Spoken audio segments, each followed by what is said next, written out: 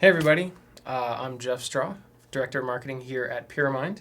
We are honored to have a producer with us tonight for an Elite Sessions, a guy by the name of Decap. Thanks for coming in, man. Thank you. Thanks for having me.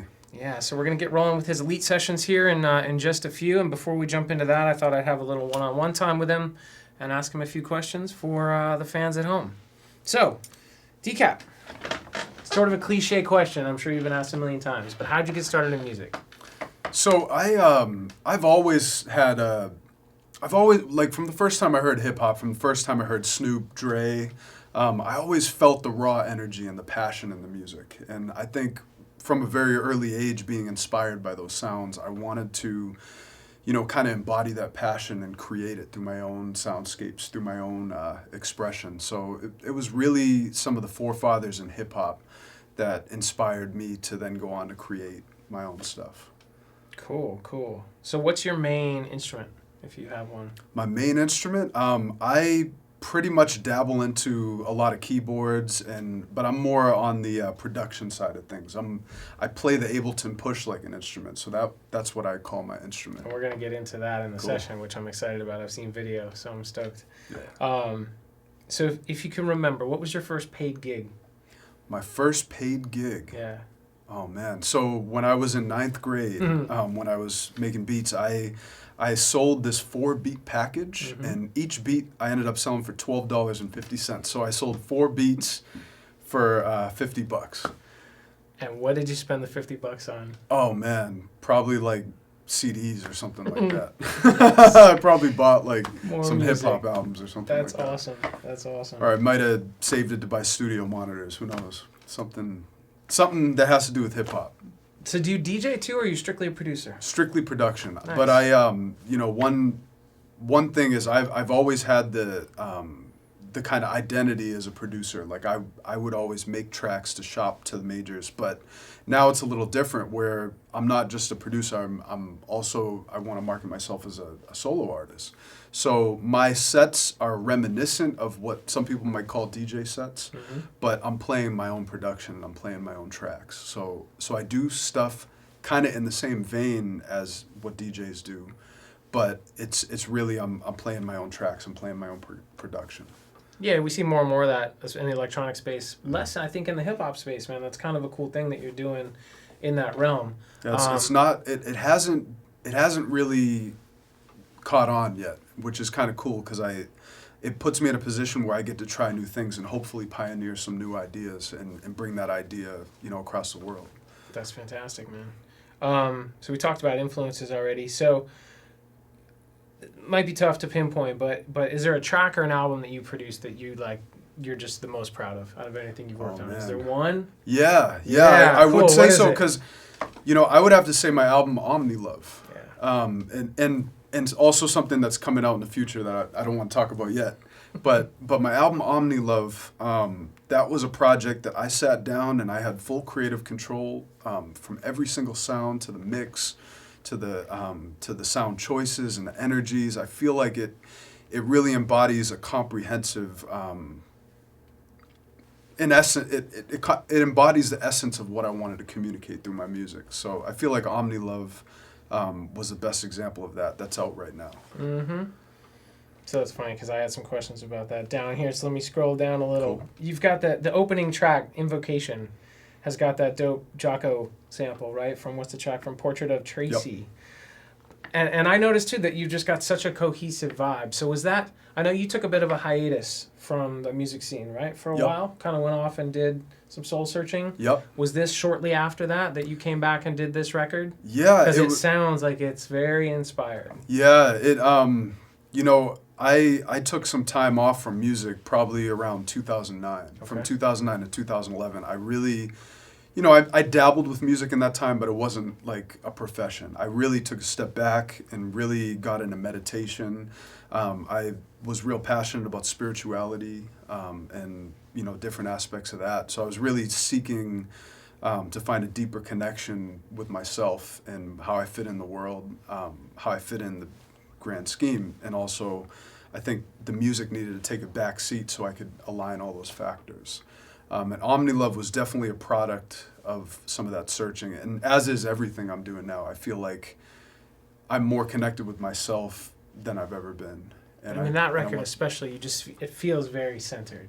You know what I mean? It feels like very spiritual, like for lack of a better word. And Thank you. You don't get that with hip hop very often. That's right. And right? So I'm stoked that that's what you're so proud of, because it's a great work. It's a great work. Yeah, without a doubt, man. And the Jocko sample, I'm glad you pointed that out too, because actually there's a Jocko sample in it, and I did some chops kind of reminiscent of some old school hip hop and some hard drums.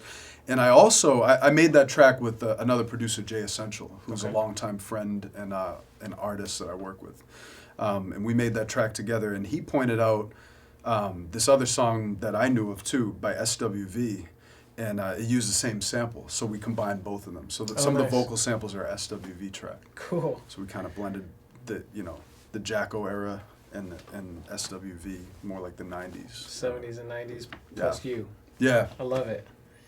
So, in general, what are some of the pros and cons you can talk about working alone versus doing collaboration tracks? I mean, you just talked about that one that you worked on with him. I know you've done a bunch of collabo albums in the past. Mm-hmm. It's kind of, it's not like one's right or wrong. What's your vibe on being alone in the studio or working with a partner? Yeah, I think both have their time and place. I love collaboration. Like, collaboration brings, I feel like, the best out of you and the person you're collabing with. So I feel like in the collaborative spirit, it can really bring out some things you didn't even know was inside you, and you can really, it can help you step your game up, and I think, it can make for some real interesting dynamics. I think working solo is also important because it helps you connect with your core and what you truly want to express. So once you're working solo, it allows you to find your sound and find out who you are, and then you can really have the ground to bring that to a collaboration. So I feel like both have their time and place. I like both of them, and I think at different times, switching it up's a good thing. Awesome. Thanks, man. Thank you. So you did a bunch of stuff with Yak Films. Was it YAK or Yak? What do they say? I think it's Yak Films. Okay, yep. Okay. So, I've seen a handful of credits on your reel from them. Tell me a little bit about how you got involved with those guys. Like, they have a huge YouTube following, like 500,000 subscribers or something.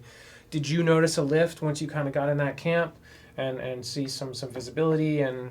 just talk a little bit about that. Yeah, that's an incredible... Yak Films is incredible. Like, I love everything they do. I'm really inspired, and I didn't really think I would be. I've never really thought of myself as dance-inspired, but once I started seeing their videos, it blew me away. Yeah. Like, it's real incredible what they do, and it's amazing the fan base they have. And it's just awesome to be a part of that. And I actually had met them through a producer colleague of mine, Philip Drummond, who introduced me to them. And you did some collab tracks with him. Yep, I did some stuff with Philip for them, featured on Yak Films stuff. Yep. So they do some awesome stuff, and I'm really excited and pumped to work with them. And did you give them existing material, or did you write kind of for them, or a little of both? Yeah, it was pretty much all stuff we had already done, and I sent them some tracks, and they rolled with it. It worked for them, and I ended up making one track called Solid Jive for them. I had this old-timey sample from the 30s that I flipped, and they ended up using it. So you keep doing that. That was the next thing I was going to talk about, man. What up? That's wild. Right, so that's a funny track, right? You don't hear many guys like sampling like 20s and 30s era kind of stuff, right? Clearly, when it's for a dance video, you've got a little more room to kind of get creative in that sense.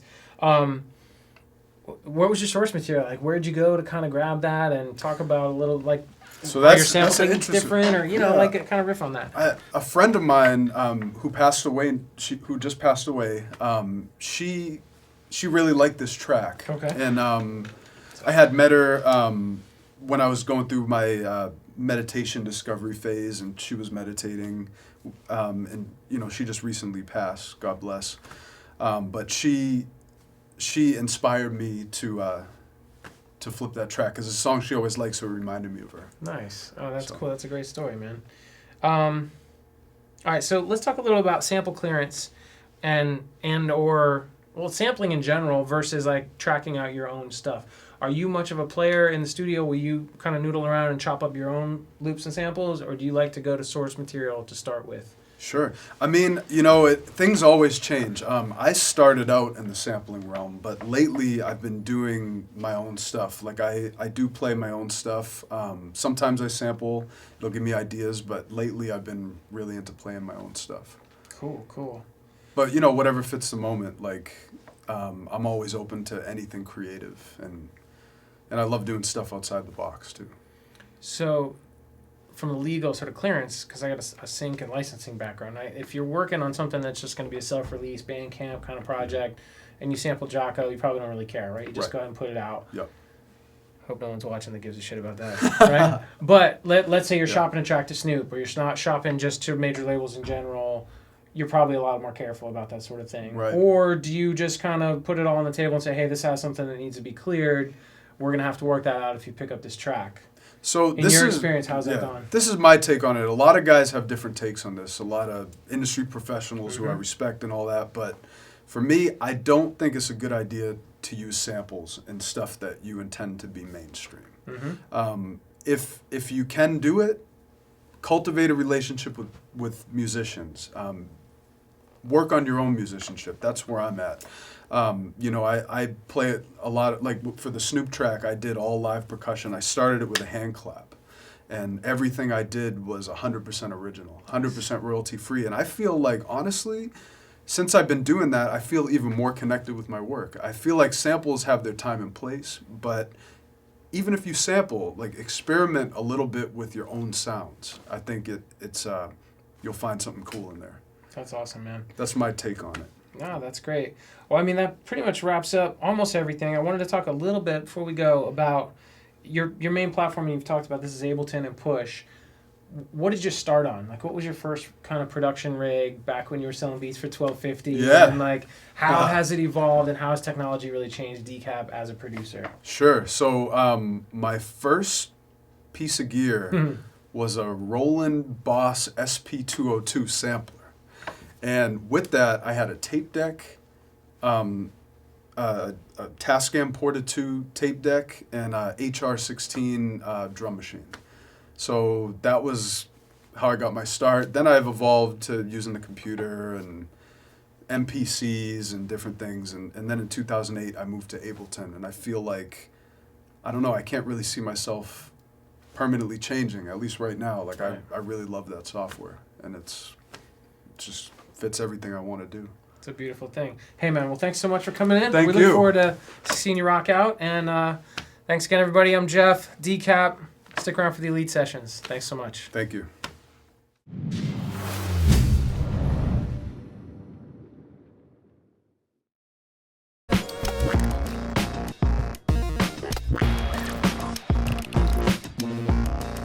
Very much like to thank Pyramind for hosting me here once again. I think this institution is really cool, and until I came here for the first time, I had never seen anything like it in my whole life. What I think really separates us from other people who teach is that we are outrageously passionate about what we do, and especially in electronic music. Since coming to Pyramind, I've discovered electronic music, and San Francisco being a mecca for underground electronic music opened up so many doors for me, and kind of blew my mind. We cover everything from absinthe to contact. When people get to the mind-melting level, we get into modular synthesis.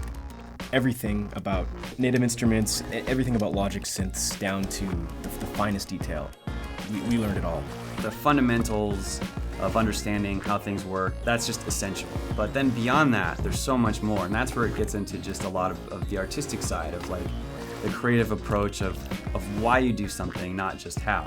There's a lot of schools that just, they focus on the technicality of recording music, but I wanted something that would foster creativity and really help me develop as an artist as well.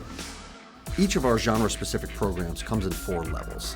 There's a basic, an advanced, a professional, and then a master's level. And the master's level is, of course, everything we do. It's the largest and most powerful programs that we can create for you.